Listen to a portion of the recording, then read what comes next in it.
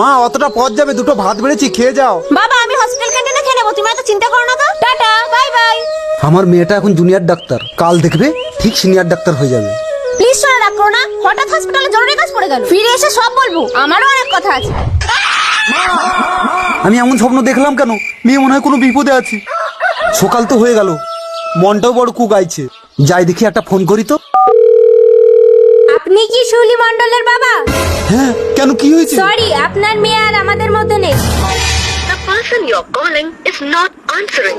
Please try later.